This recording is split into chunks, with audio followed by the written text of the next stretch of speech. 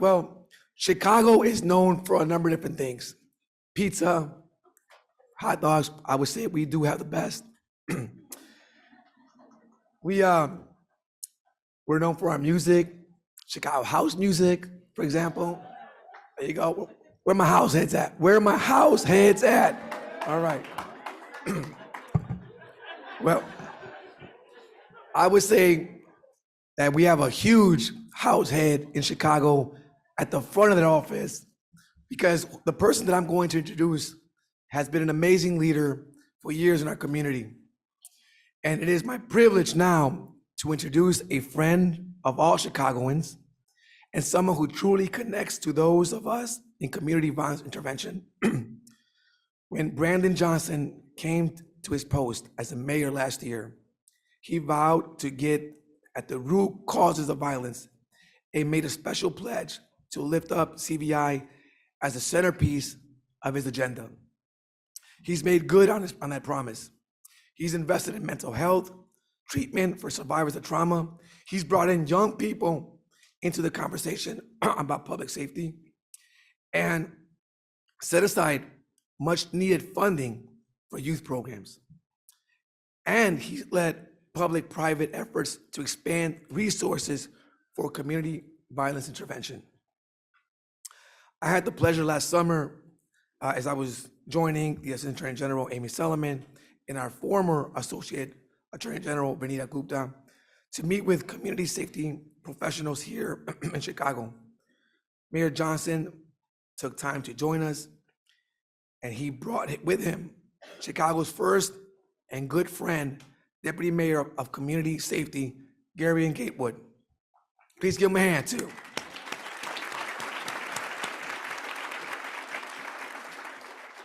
They both expressed strong support of CVI programs and a deep personal commitment to our work. That visit showed me where his heart is at. And he cares about this work, and he cares about the people who are doing that work. So it is my honor to have him with us today, and I ask to please give him a warm welcome to the mayor of the greatest city in the country, Mayor Brandon Johnson.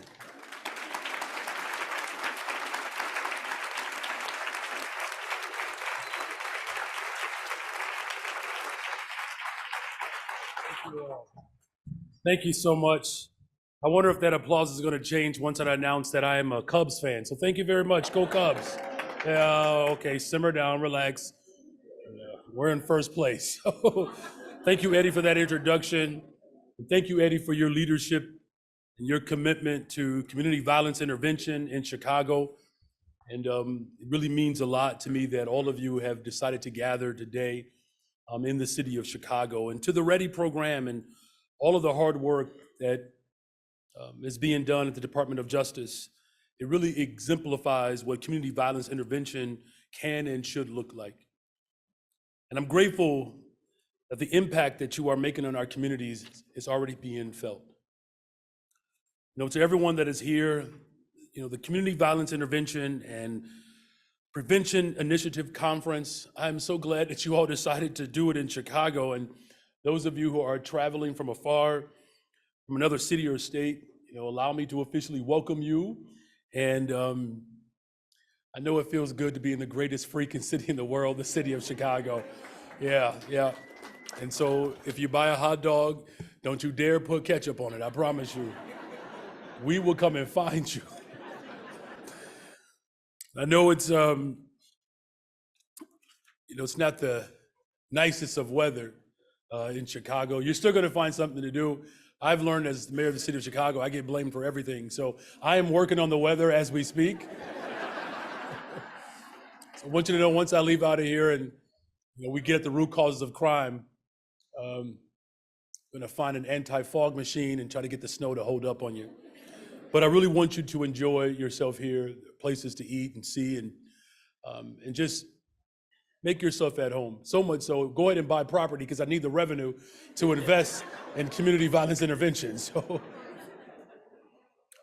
but I do want to acknowledge the U.S. Department of Justice, the Office of Justice Programs, who are bringing us all together through Community Violence Intervention and Prevention Initiative, or CVIPI.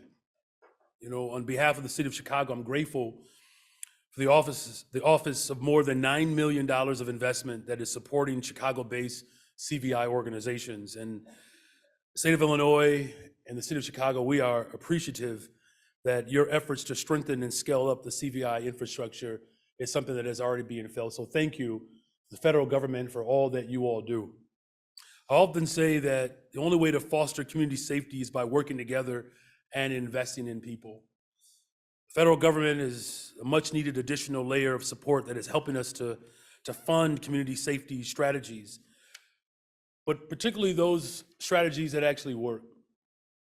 So again, to the Office of Justice Programs and the Biden-Harris administration for this grant, your investments are truly making a difference in the city of Chicago. I've witnessed firsthand what violence does to our communities, and not just as mayor, but as a resident of the west side of Chicago. Let me hear you say it, west side. There's always a couple of us in here. But I love Austin. My wife and I are raising our family in one of the most dynamic neighborhoods in the city. But it is a neighborhood that has been mired with disinvestment and challenges. So I bring those experiences to the fifth floor as a teacher, and again, raising my family on the west side of Chicago. I might be the first mayor in the history of Chicago to wake up in one of the most violent neighborhoods in the entire city. When I leave the fifth floor for the day, I go home into a community that has been, unfortunately, bogged down by just decades and decades of disinvestment. And so the fight, the commitment to ensure that we have a better, stronger, safer Chicago, my commitment runs deeper than just the position as mayor. And the road to achieving lasting peace and safety, it is a long one. We have to remember that we did not get here overnight. When I was in the classroom, I remember teaching in my reading class. I taught 7th grade. Usually people just start to clap when I say that I taught 7th grade. It's just, and just to be honest with you, I taught 7th grade because my father and grandfather were both pastors, and I really didn't want to be one, but I wanted to go to heaven, so I taught middle school.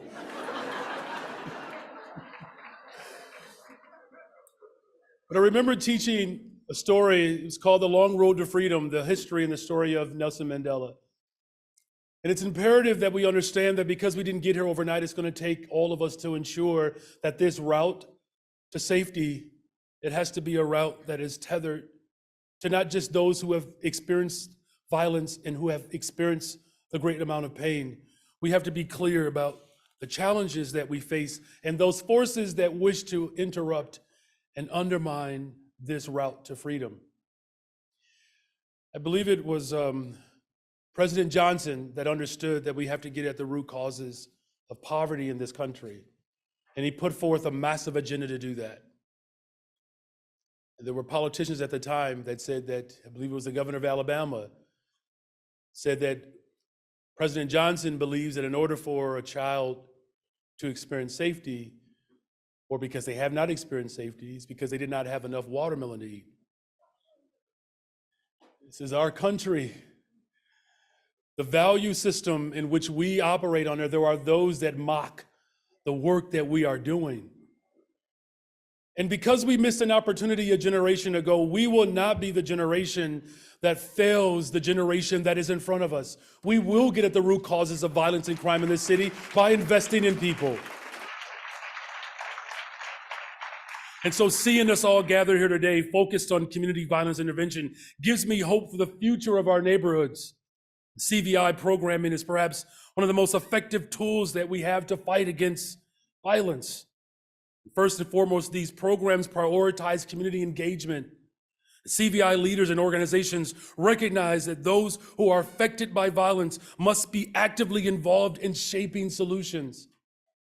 The smartest people in my school that I taught really were the young people.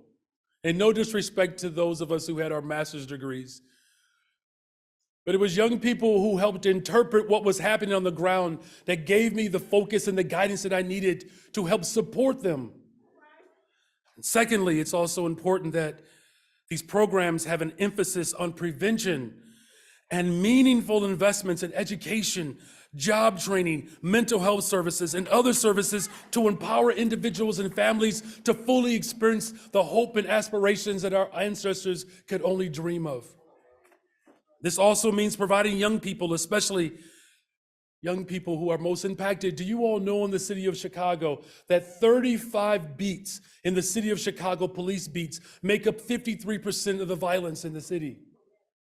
And that when we look at Black boys between the ages of 10 and 19 years old, these are the individuals who are either victims or perpetrators of violence. If you add up to 24, 75% of those most impacted by violence are Black young boys and men between the ages of 10 to 24. You can't convince me that we don't have the solutions to make sure that these young people have a real opportunity and have the real stakes in making solutions that can help transform our city. I trust young people, and I trust the CVI workers in here also trust young people to provide the solutions that will ultimately transform our respective communities. And thirdly, CVI programs prioritize collaboration and coordination amongst communities and stakeholders.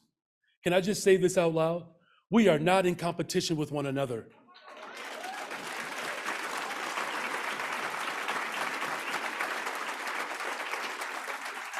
It is critical that we build trust and relationships, and we have to do it with faith-based organizations, law enforcement, social service agencies, all of us working together towards a shared goal of peace and safety, because it is a matter of life and death. Perhaps most importantly, finally, CVI program is effective because these programs are rooted in empathy and compassion. Now, because I was raised by pastors, I have to give one scripture, okay? But I want you to simmer down. Don't send my dad any false hopes that I'm going to take over the church. Where your heart is, your treasure will be also. And so that's why we've committed ourselves in the city of Chicago to make sure that we're investing in people. And we're doing that by, for the first time in the history of Chicago, we are setting up a brand new Office of Reentry. We've dedicated $5 million to this new office to make sure that when our brothers and sisters come home, that there's support services available for them. We're also making sure that we are investing block by block. We know where the needs are. We know who they are. We know the people and places. And so that's why these data points are going to be critical as we work to solve the things that have ailed our communities for too long. So here in Chicago, we have this holistic and layered approach, a strategic approach. By transforming blocks, lives change, and the future for these communities can be restored. But there's so much work to be done. So we don't have to be weary in our well-doing. Now is the time for us to recommit to these strategies and the strategies that work. And I'm so confident that today's meeting and the continuation of the DOJ CVIPI program will leave an incredible impact on all of our communities. And once again, allow me to express my deep gratitude for the grant programs that is helping to make a difference in the lives of Chicagoans and so many people from around the country. I sincerely thank all the community-based organizations, the leaders and partners and advocates who are here today that are working to build better, stronger, safer communities. And I hope that you all are inspired by the conversations that you have today. I really look forward to the work that we will do together and know that in the first 10 months in office, I've been very humbled by this position. A former public school teacher and organizer who took a rest in the very halls of power that I now rest in, that anything and everything is possible, that the Black boys and girls, the brown boys and girls that see hope and inspiration in today's conversation, that we can leave an indelible mark on those who are waiting for us to finally see them, serve them, love them, and we can do that together. God bless you all, and God bless the greatest freaking city of the world, city of Chicago. Thank you.